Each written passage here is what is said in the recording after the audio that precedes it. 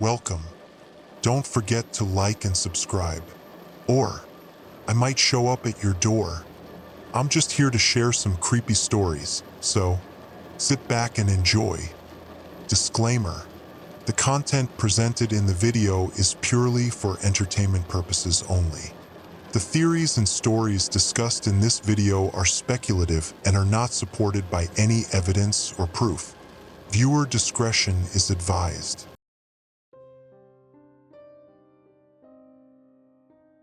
It was just another regular morning, like any other.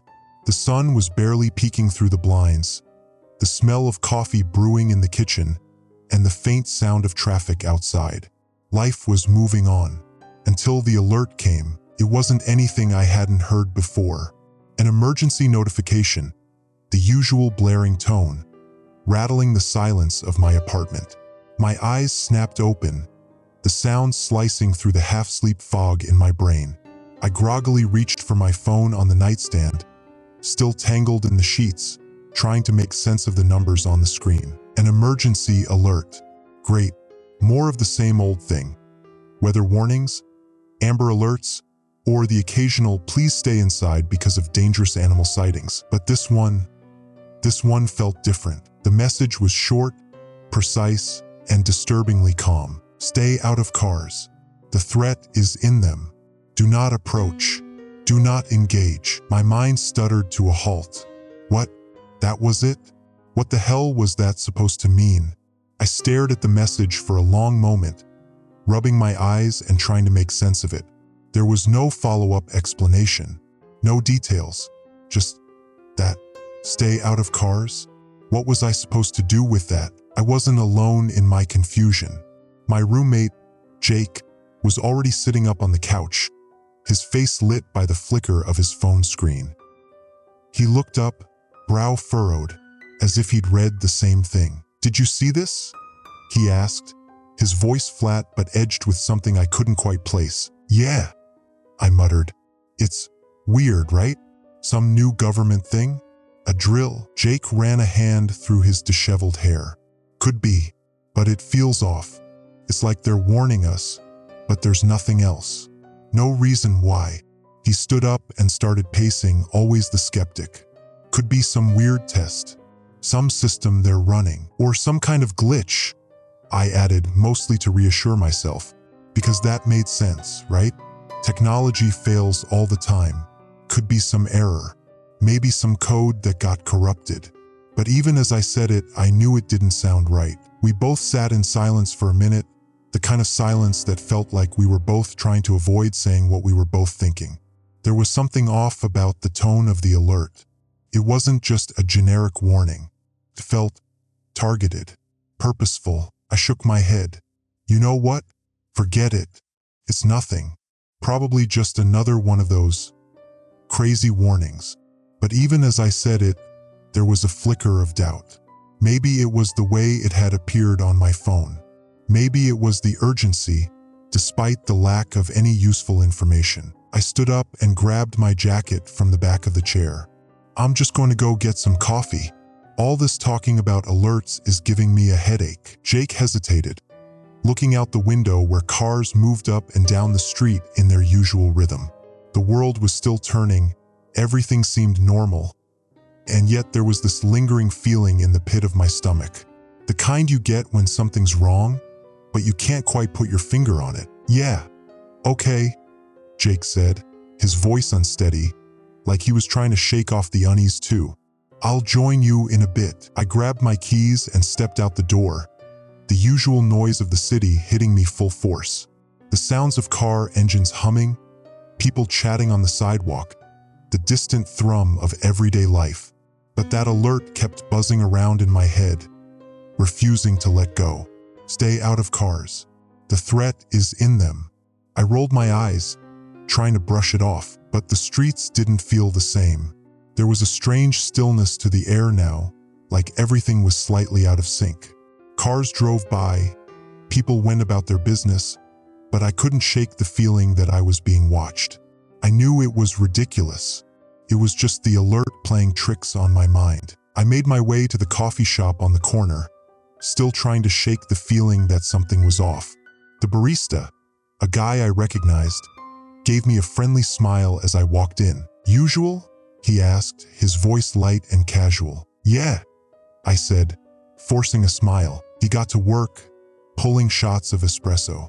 Meanwhile, my gaze wandered back to the street. Another car drove by, then another. They looked normal, the usual commuters on their way to wherever they were going. But there was something different, like they were all moving with purpose, like they were all headed somewhere together, but I couldn't see where. I blinked and rubbed my eyes. Maybe I was just tired. "Here you go," the barista said, snapping me out of my thoughts. "Enjoy." I nodded and took the coffee, but as I turned to leave, something caught my eye. A black sedan idled just outside the window, its headlights dimmed. The driver wasn't moving, but I swore the car was staring at me. I hesitated, then quickly walked out of the coffee shop, trying to ignore the sudden prickle on the back of my neck. The car was still there, its engine barely audible, but it felt like it was waiting for something. I tried not to look at it. Keep walking, just keep walking, but something made me glance back over my shoulder. The car was still there. The lights flickered, just for a second, and I felt my heartbeat quicken. It was stupid, I knew. The car wasn't alive. It wasn't watching me. It was just a car, but something about it didn't sit right. I shook my head, turning down the next street. The feeling that I was being followed didn't go away. The hairs on the back of my neck were standing up, and I felt like every step I took was being observed. I could still feel those headlights burning into my back, even though I couldn't see the car anymore. I forced myself to focus on the mundane, focus on getting back home, focus on the cup of coffee in my hand. But I couldn't ignore the message. Stay out of cars. The threat is in them. And somehow I knew deep down that it wasn't just a warning. It was something worse, something bigger, something that was already here. The rest of that day passed in a haze. I tried to push the nagging thought of the alert to the back of my mind, focusing on the mundane tasks at hand.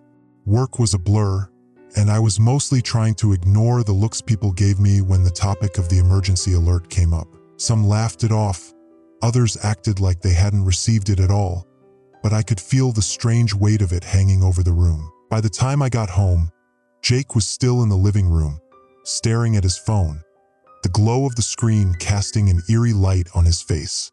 He didn't look up as I walked in, but his voice was tight. "Check this out." I didn't have to ask. I knew exactly what he was talking about. On his phone was the same emergency alert, but this time it was accompanied by something new. A video. A shaky, grainy clip of a woman who had been filming her commute. The video was taken at night, the streets eerily empty, and then you saw it. A car, parked at the side of the road, headlights dimmed. First, nothing seemed unusual. But then, the woman's phone camera picked up movement inside the car. A shadow. It was subtle at first, but then the shadow started to move, jerking unnaturally, as though something was struggling to get out. The woman gasped, and her voice trembled. "Get away from the car!" she screamed. "Get the hell away from!" The phone shook violently as the woman screamed in terror, and then the video cut out. I felt a cold sweat break out on my skin. Couldn't breathe. Something wasn't right. "Is that real?" I asked, voice barely above a whisper. Jake didn't answer right away. He just stared at the screen, his fingers hovering over the edge, frozen in place. He didn't seem to want to say what we were both thinking. What if this wasn't a joke? "I don't know," he finally muttered. "But I've been seeing stuff online. People are talking about it. People who've seen things in cars. They think it's something inside them, taking over." I swallowed, trying to keep my voice steady. "So, people are getting taken? By cars?" Jake nodded grimly. "Some of these reports are messed up.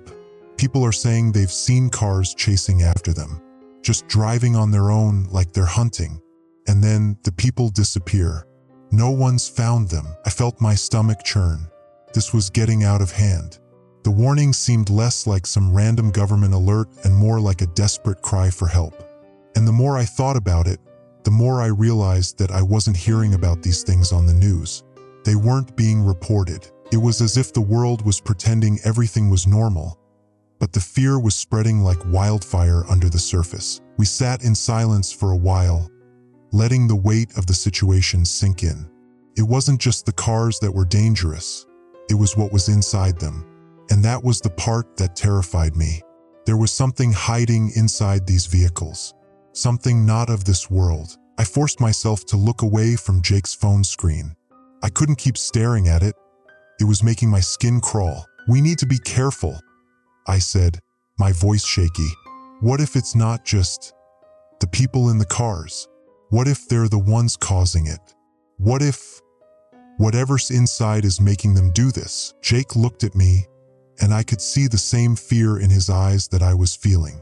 "I don't know, but I've been thinking, if it's affecting people in cars, what about us? What about when we get in one?" I froze. The thought had been lingering in the back of my mind, but I hadn't said it out loud. What if we weren't supposed to get in any car at all?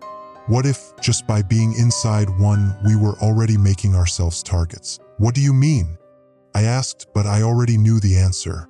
"You think we should just stay away from cars?" Jake leaned forward, his hands trembling. "Yeah, I think that's the best bet. The more I read, the more I think that this alert, it's telling us the truth. The cars are dangerous.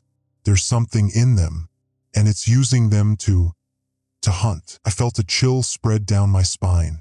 The idea seemed too insane to believe, but as the hours passed, I couldn't shake the thought. What if the creatures weren't just in the cars? What if the cars themselves were somehow alive? "I don't know, man," I said quietly. "It's just too crazy." Jake stood up, pacing again. "It's not crazy if you think about it. It makes sense. You heard about that missing person last week? No sign of them, right? They were last seen getting into their car. And then, nothing." I grimaced. He was right. The disappearances were happening all around us, and no one was talking about it. The news wasn't covering it. The cars were becoming more than just transportation. They were becoming the hunting ground. "We need to figure out what's going on," I said, standing up. "We need to find out where these things are coming from. We can't just wait for it to come to us." Jake nodded. "I'm with you, but we've got to be careful. They could be closer than we think." We both froze, looking at each other, the realization dawning. There was a car outside our building, a sleek, black sedan, the kind that looked out of place in our neighborhood. The headlights were dim, but I could swear the car was waiting. My heart skipped a beat. The car didn't move. It just sat there, watching. "Stay inside," Jake said urgently. "Stay inside now." We moved away from the windows and shut the blinds. My pulse was racing. My breath came in short, shallow gasps. The alert was no longer just a warning. It was a reality, and whatever was inside those cars was coming for us. But the worst part? It was already too late. The car outside, the one that had been parked motionless, was now pulling slowly toward the door, and we were trapped. The low hum of the car's engine sent a chill down my spine as it rolled closer to the building. I could feel my heart pounding, thumping against my ribcage like it wanted to escape. My gaze never left the dark, sleek sedan parked just outside the window. The headlights flickered again, as if it were signaling, waiting for something or someone. Jake stood beside me, his hand tight around his phone, his expression one of raw fear. "It's not just us," he whispered. "It's coming for everyone. It's happening." I nodded, the reality of the situation sinking in with cold clarity. We had tried to dismiss the warning. We had laughed it off as some crazy glitch or an overblown drill. But now the alert didn't feel like a joke. It felt like an omen, and this car outside our apartment building. This wasn't a coincidence. It wasn't just a vehicle, it was a predator, and we were its prey. The car had stopped directly in front of the entrance, its engine idling as though waiting for the signal to strike. A few seconds passed, and the air seemed to tighten around us, like something was holding its breath. I backed away from the window, heart racing. My mind was spinning in 100 directions, none of them good. "Jake, what the hell do we do?" My voice shook, but I didn't care. The terror was real now, and we had no way out. Jake didn't answer at first. He seemed lost in thought, staring at the car with that same look of disbelief. His knuckles were white around his phone. We need to get out of here, fast." My first instinct was to run, to grab anything we could carry and get the hell out. But we both knew it wouldn't matter. Wherever we went, whatever we did, that car would follow. There was no escaping it. It wasn't just the car. It was the thing inside it. The thing that was driving it, hunting it. And if we were inside one of those things, we can't outrun it. I muttered half to myself. We can't. We're not safe anywhere. Jake looked over at me, his eyes wide and filled with a terror I hadn't seen before. "I know, but we can't just sit here. They're coming for everyone. The whole city. They're just waiting to pounce. And if they want us, we're next." I turned to him, panic threatening to tear my voice apart. "How do you know? How do you know it's not just one car? One freak accident? Because it's everywhere. I've been looking. It's happening everywhere," Jake said, his voice now steady, resolute, like he was trying to convince himself as much as me. "I've seen other people talking about it. They're sharing videos, posting warnings. It's like the cars are controlled by something. And if you get too close, if you get in one, you're done." I wanted to argue. I wanted to say that we were just overreacting, that we were letting fear take control. But deep down, I knew Jake was right. We couldn't ignore it anymore. Whatever was happening wasn't just a weird glitch. It wasn't just some urban legend. It was real, and we were trapped in the middle of it. The sound of tires screeching against the pavement jolted me out of my thoughts. I turned toward the window again, just in time to see the black sedan lurch forward, its headlights blinding. It wasn't stopping. It was heading straight for the front door of the building, the engine revving louder, as though it were getting ready to crash right through the walls. "Move!" Jake shouted, grabbing my arm and pulling me away from the window. We rushed to the back of the apartment, the fear flooding my veins, my every muscle screaming at me to get out. Get out now. But even as we ran, I knew it was pointless. No matter how fast we moved, the car would find us. It always did. Jake threw open the back door and we spilled out into the alley, the night air cold against my skin. The city felt too quiet, too still. It was as though the whole world had suddenly gone silent. The usual hum of traffic, the chatter of people on the street, everything had stopped. It was as if we were the only ones left in the world. I glanced over my shoulder, expecting to see the car tailing us, but there was nothing, just the eerie silence. "Do you think we lost it?" I asked, breathless. Jake didn't answer right away. He was scanning the alley, his eyes darting around. Then, in a low voice, he said, "We can't outrun them. They're everywhere. Remember? This is how it starts." I felt a cold wave of dread wash over me. His words echoed in my mind. They were everywhere. The cars, the creatures, the hunters, and we were just one step away from being swallowed whole. "Where do we go?" I asked. There was nowhere to hide. There was no safe place. "Anywhere but here," Jake replied, his eyes darting up to the darkened sky. "We need to get to higher ground, somewhere they can't get to us." We ran down the alley, turning corners and weaving through the empty streets, the sounds of our footsteps the only thing breaking the silence. As we moved, I kept my eyes open for any sign of movement, any glimpse of headlights, but nothing. We made it to the edge of town, past the last of the apartment buildings and into a park, the trees casting long, shadowy silhouettes under the pale moonlight. Jake was leading the way now, moving quickly, urgently, as though he knew exactly where he was going. I tried to keep up, but my legs felt heavy, my thoughts scattered. "What if this is it?" I asked half to myself. What if there's no escape? Jake stopped abruptly, turning to face me, his expression hard and determined.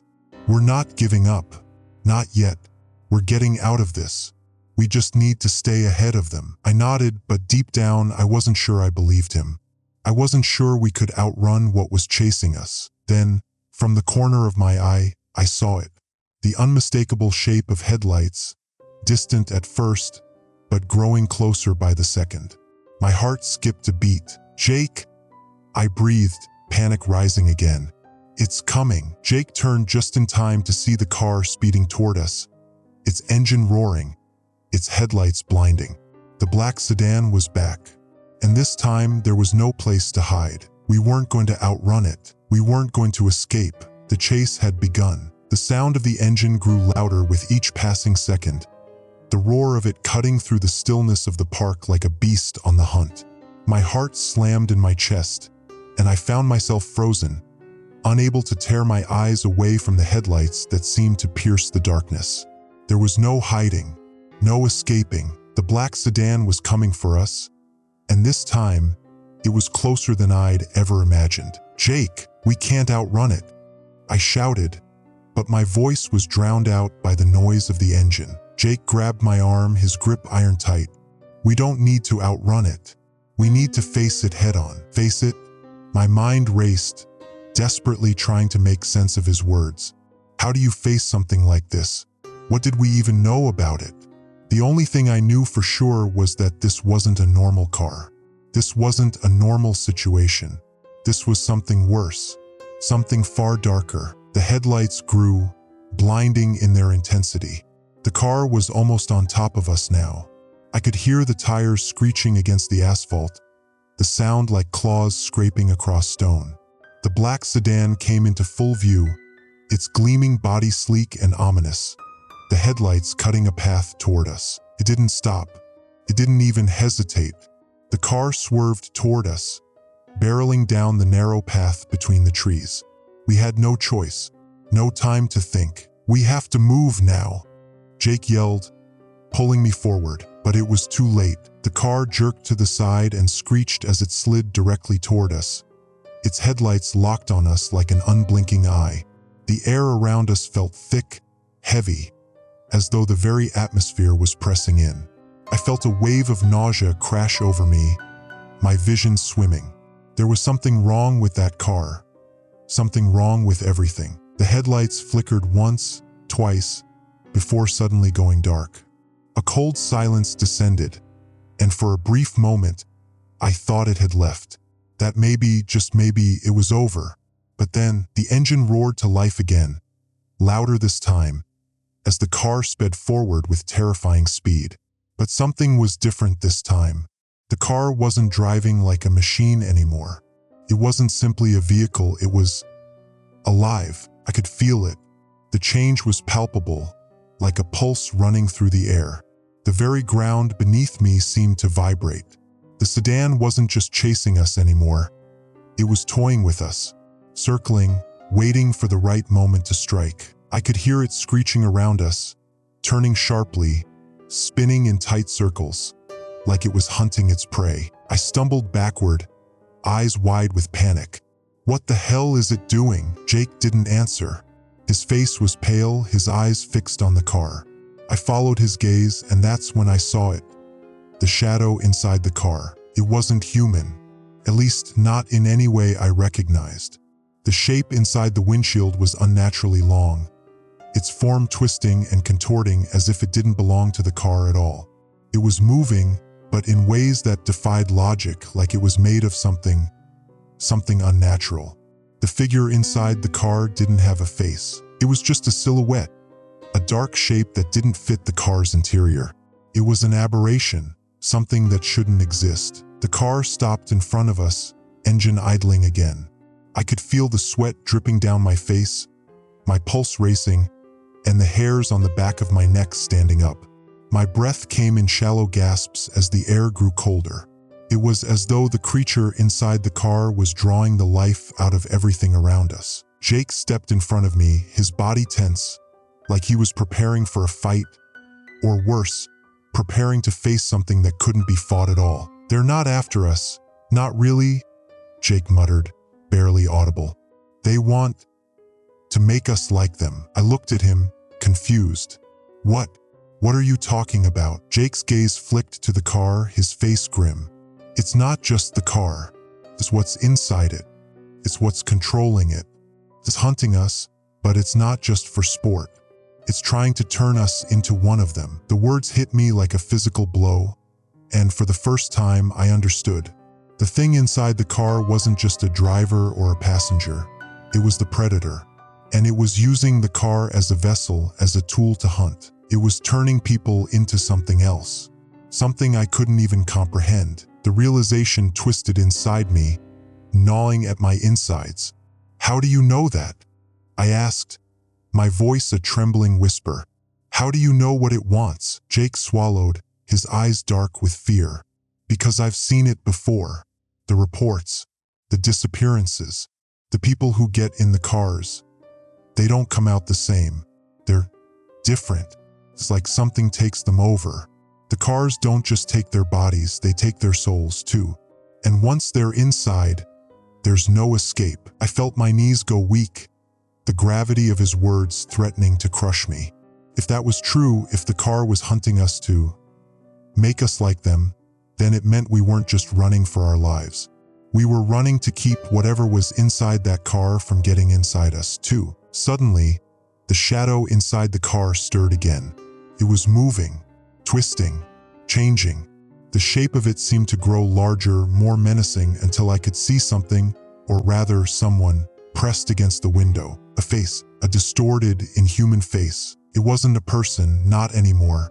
The face was warped, stretched, like it was being pulled and reshaped by invisible hands.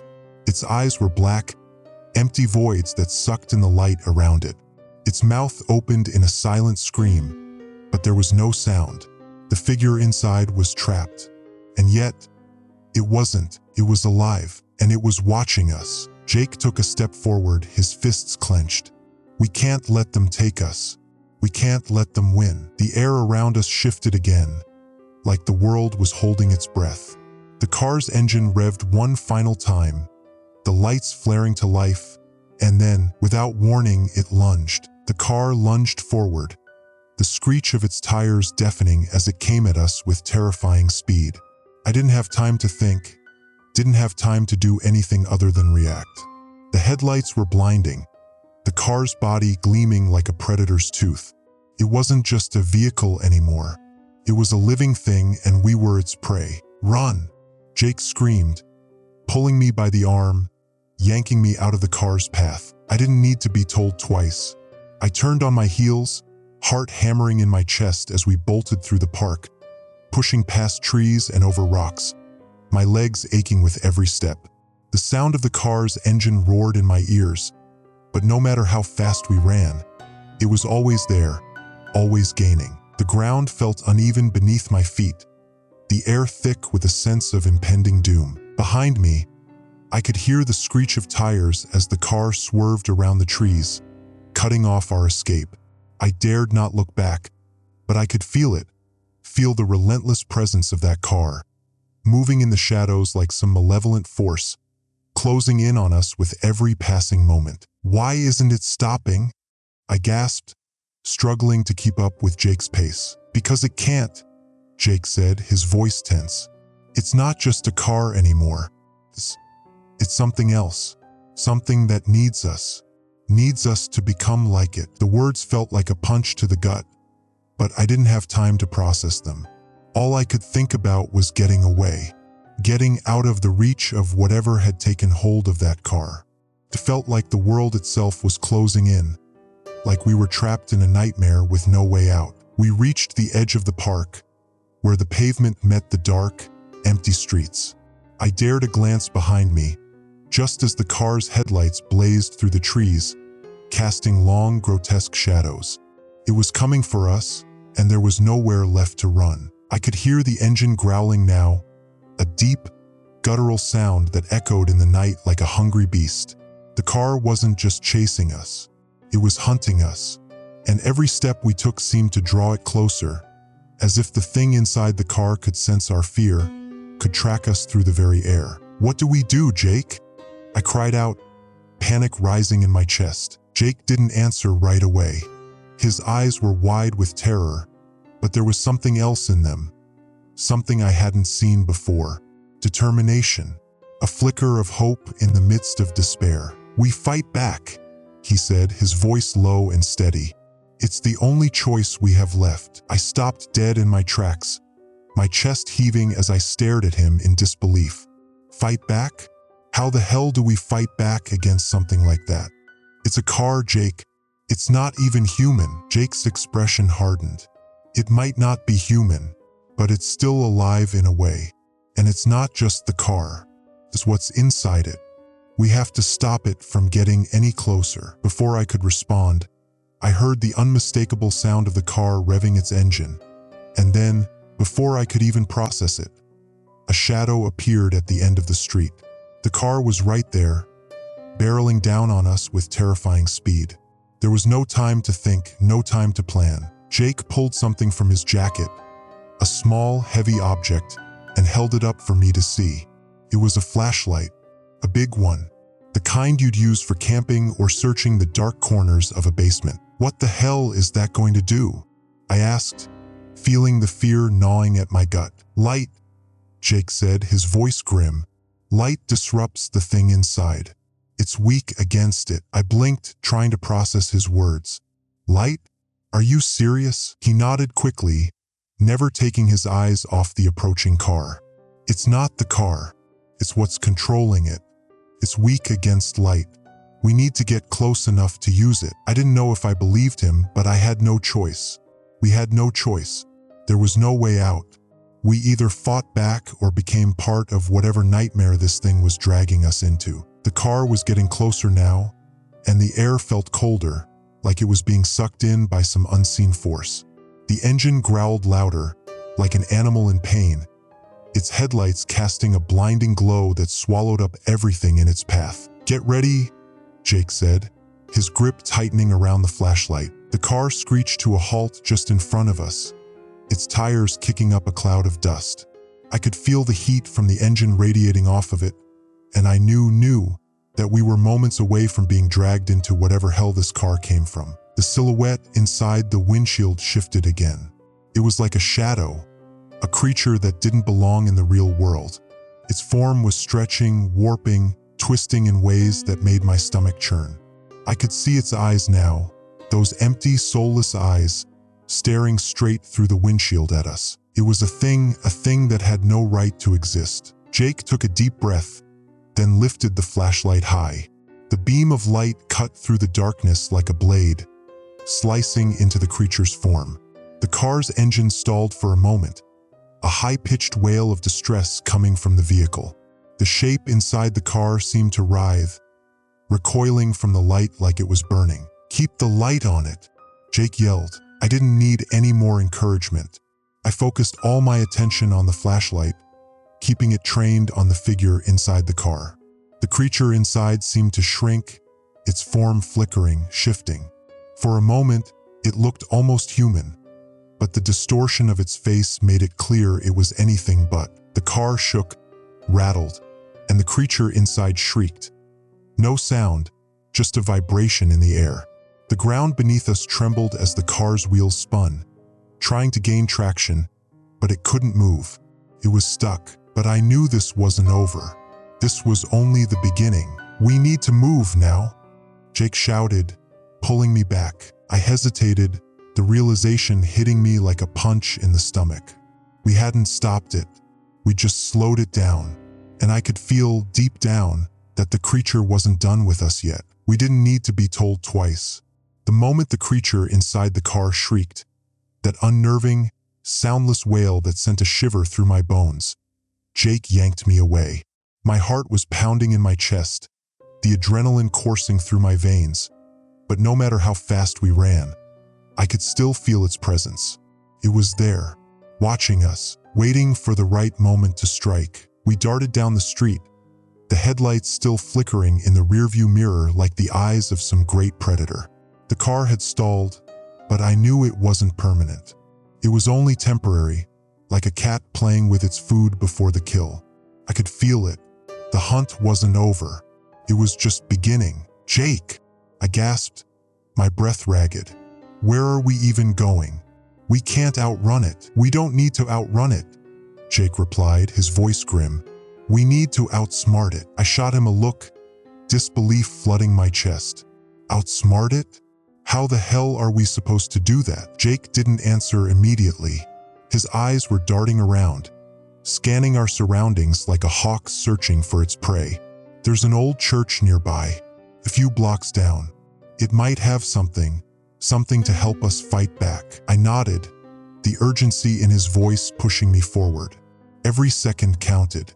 We couldn't afford to stop, couldn't afford to give that thing inside the car any more time to catch up. The car roared to life again behind us, its engine howling like a beast released from its cage. I glanced over my shoulder for just a second, and in that brief moment, I saw it. The car was moving again, but it wasn't just driving forward. It was hunting. It swerved side to side, moving in tight, erratic circles, trying to corner us like an animal herding its prey. "Go! Go!" Jake shouted, his grip tightening around my arm as he pulled me forward. We tore down the street, the world a blur of pavement and shadows, my mind racing with panic and fear. Each step felt like it could be my last, and yet I kept pushing forward. The idea of stopping was worse than the idea of running straight into the arms of whatever waited behind us. We reached the corner, and Jake led me down a narrow alley, its darkness swallowing us whole. The sound of the car grew louder, louder still until it was deafening. The ground shook with each revolution of its tires, and the air tasted like metal, like something unnatural was closing in. But then I saw it. The old church, looming ahead like some crumbling fortress, its steeple towering over us like a warning. The lights in the windows were off, the building swallowed by shadows, but it was a place, an option. We couldn't stop running. Not now. Up there, Jake pointed, his finger locking onto a small stairwell at the side of the church, hidden in the dark. "We can get inside." I didn't need any further explanation. Without hesitation, I took off toward the stairwell, my legs screaming in protest.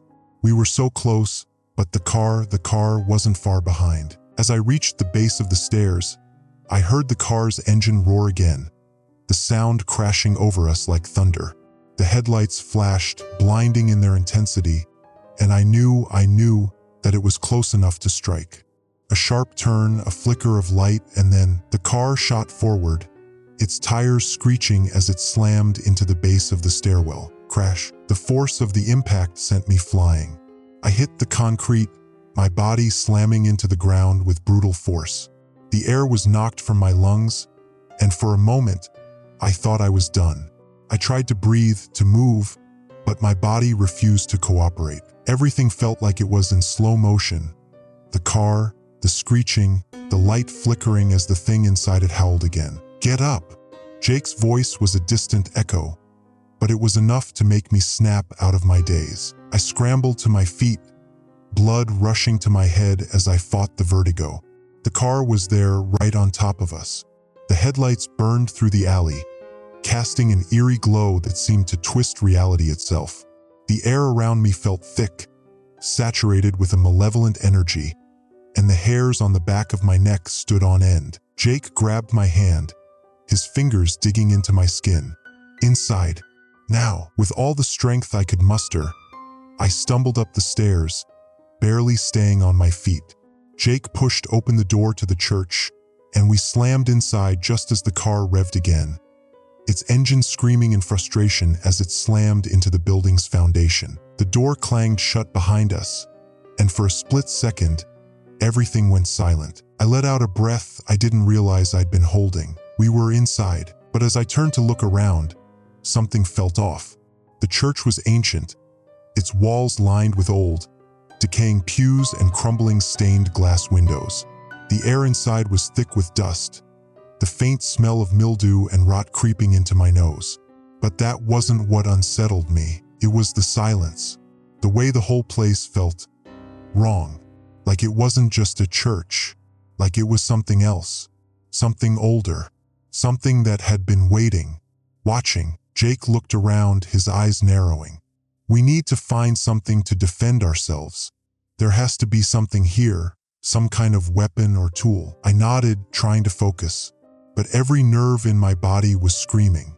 The car was outside, and whatever was inside, it was still coming for us. Over here, Jake muttered, spotting something in the back of the church, a small alcove, tucked away behind a set of heavy curtains. We moved toward it cautiously, the floor creaking beneath our feet.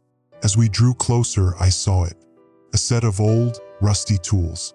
Hammer, nails, a crowbar, basic, crude, but enough to fight back. Jake grabbed the crowbar, his expression grim. This will have to do. Just then, the door behind us rattled. I froze. It wasn't over. The hunt had only just begun. The sound of the car was back. The rumbling, the snarling growl of its engine. It was still out there, just beyond the walls of the church. I could feel it.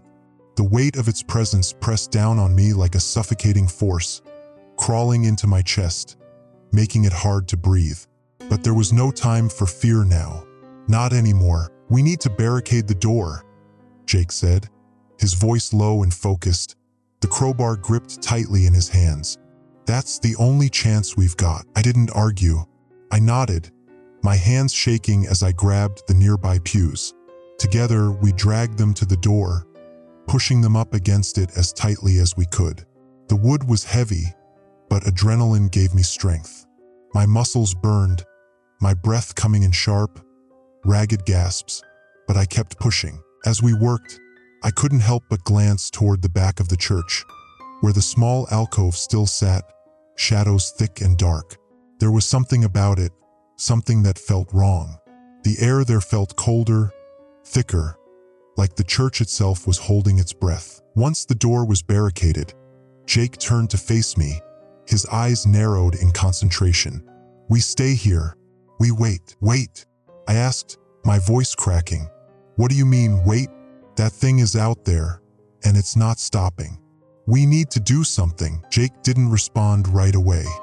He stared at the door, as if willing it to remain intact, his jaw clenched tight. After a long moment, he spoke. I don't think it's the car we need to worry about. I froze. What do you mean? Jake's expression darkened. It's not just the car. It's whatever's inside it. The car's just the vessel. It's an agent, and it's bringing something else. Something worse. The words hit me like a punch to the gut. Something worse? How could anything be worse than a car that hunted us down like prey, stalking us with relentless fury? What are you talking about? I demanded, my voice rising in panic. What's worse than that car? What else could possibly be coming? Jake didn't answer. Instead, he started walking toward the back of the church, the crowbar still in his hand. Come on, he said, his voice low and tense. We need to see what we're dealing with. I didn't know what to do. I wanted to stay behind, to huddle in the corner and hope that whatever was outside would just go away. But the look in Jake's eyes told me that wasn't an option. He knew something I didn't, and it terrified me. Reluctantly, I followed him, my feet dragging as I moved toward the back of the church. The air seemed to grow colder as we approached the alcove, and I could feel the hairs on the back of my neck stand on end. I didn't want to look. I didn't want to see whatever it was that Jake had found. But I had no choice. I had to face it. As we stepped closer, the shadow in the alcove shifted. For a moment, I thought I saw something. Someone. A figure hunched over, its back to us. But when I blinked, it was gone, melted into the darkness. I froze. Jake? My voice was barely a whisper, the fear creeping into my words. Jake didn't answer. He reached forward, his hand brushing the edge of the curtain. Slowly, cautiously, he pulled it back, and there it was, the thing that had been controlling the car. It wasn't human. It wasn't even close to being human. It was tall, taller than any man I'd ever seen, and its body was thin, almost skeletal, but there was a strange, unnatural grace to it. Its skin was pale, sickly white, stretched tight over its bones, and its face, God, its face, was like something out of a nightmare, hollow, like a skull that had been bleached by years of decay. Its eyes, black as the void, stared back at us with a cold, unblinking gaze. It didn't move. It didn't need to. The moment I saw it, a wave of nausea hit me, the air thick with a stench of decay and rot. I wanted to run. I wanted to turn around and flee from this nightmare, but my body refused to obey. Jake took a step forward, the crowbar held out in front of him like a weapon. His eyes were locked on the creature, his body tense and ready. "We need to destroy it," he said quietly, his voice strained. "It's the source of everything. The car, the hunt, everything." I swallowed hard. Destroy it? How the hell could we destroy something like this? It wasn't even alive in the way we understood. It was something else, something beyond us. Before I could voice my doubts, the creature's head snapped toward us, its eyes locking onto mine. I felt a jolt of cold panic shoot through my chest, my breath catching in my throat. Its gaze was like a cold hand wrapping around my heart, squeezing, suffocating. And then it smiled, not a smile of any sort of humor or kindness, but a twisted, grotesque expression, as if it were savoring the moment. It tilted its head slightly, its hollow eyes narrowing as if it were sizing us up, measuring our fear. Jake didn't hesitate. He lunged forward, the crowbar swinging toward the creature's head. The thing didn't even flinch. The metal connected with its skull with a sickening crunch, but the creature didn't fall. It didn't even stagger. Instead, it smiled wider, the skin around its mouth stretching, contorting in a way that defied nature. And then it moved. In an instant, it was in front of Jake, its hand, long, thin, and almost skeletal, gripping his throat. Jake gasped, his fingers clawing at the creature's hand as it lifted him off the ground with ease. "Jake!" I screamed, but the words barely left my lips before the creature's head snapped toward me, its smile widening impossibly. The air around us grew thick, heavier, like the atmosphere itself was being pulled into some terrible void. I knew what it wanted. It didn't want us dead. Not yet. It wanted something worse. It wanted us to join it. The creature's grip on Jake's throat was unyielding, like iron. I watched in horror as his eyes widened, his breath coming in frantic, desperate gasps, his fingers barely able to claw at the long, bony hand constricting around his neck. For a moment, I thought he was gone. I thought I had lost him right there. But then, something inside me snapped. Panic? Fear? Or something deeper, a primal instinct to survive? It didn't matter. I wasn't going to let it take him. Not without a fight. The crowbar. Jake had dropped it when the creature had lunged, but there were other tools nearby. I scanned the room in a frantic blur, my eyes locking on a jagged piece of metal, half buried under a pile of old debris. A sharp, crude weapon, nothing fancy, but enough to kill. I grabbed it, my heart thundering in my chest. I had no plan, no strategy, just pure, unadulterated fury. With a wild yell, I surged forward, stabbing the jagged metal toward the creature's back. It didn't even flinch. The creature's head snapped toward me, its eyes narrowing. In that instant, I realized something that chilled me to the bone. It wasn't human. It wasn't even close to human. It was ancient, its very presence radiating something older, darker than anything I had ever known. And it wasn't afraid of us. It wanted us to fight. It wanted us to struggle. Before I could reach it, the creature's hand moved with blinding speed, twisting around in an almost unnatural way. It knocked me backward with a brutal swipe, sending me crashing to the floor. The jagged metal clattered across the room, just out of reach. My breath caught in my throat, pain lancing through my ribs. I had never felt anything like it. Zizek. I managed to choke out, my vision swimming. Jake was still struggling, gasping for air as the creature held him suspended, its cruel smile never leaving its face. He was fading, slowly losing the fight. The creature's eyes locked onto me again. This time, There was no mistake.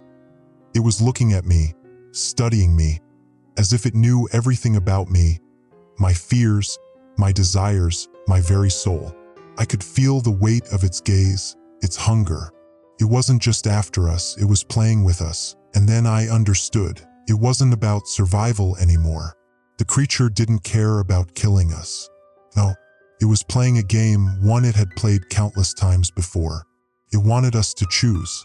It wanted us to decide what we were willing to sacrifice in order to win, to escape, to survive. It wanted to know if we would betray each other. A cold, terrifying thought washed over me.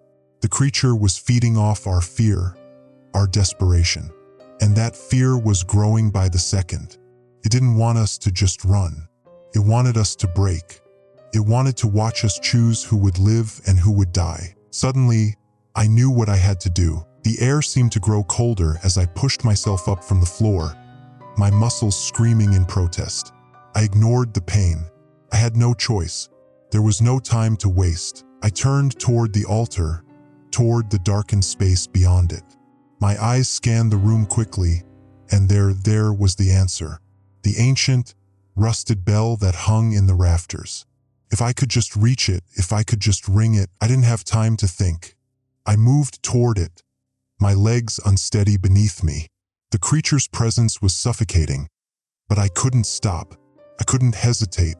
Not now. I reached the bell.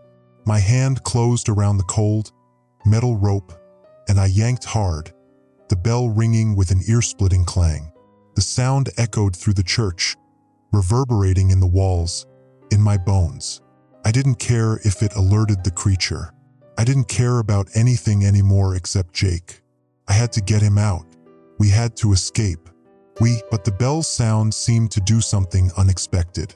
The air around me thickened again, and for a split second, everything went still. The creature's grip on Jake loosened. Jake dropped to the floor, gasping for air, his chest heaving. He didn't look at me. He didn't look at the creature. He just scrambled to his feet, his eyes wide in terror. He didn't need to say a word. He understood what was happening. The game was over. The creature had played its hand. But the rules weren't the same as before. The creature shrieked. No, howled. Its inhuman scream reverberating through the church, shaking the rafters. It was angered, infuriated. I could see its skeletal hand twitching, as if it were ready to strike. But something was different now. Something had changed. The creature paused. It hesitated, and then, as quickly as it had appeared, it began to disappear. Its form blurred, its outline wavering like smoke in the wind. Its face twisted into something grotesque, as if it were losing its grip on the material world. I watched in horror as it seemed to unravel piece by piece. But then, just before it vanished entirely, it looked at me. Its eyes locked onto mine one final time, filled with dark knowledge, and it smiled. It was the kind of smile that spoke of ancient, unfathomable things, things that could never be understood.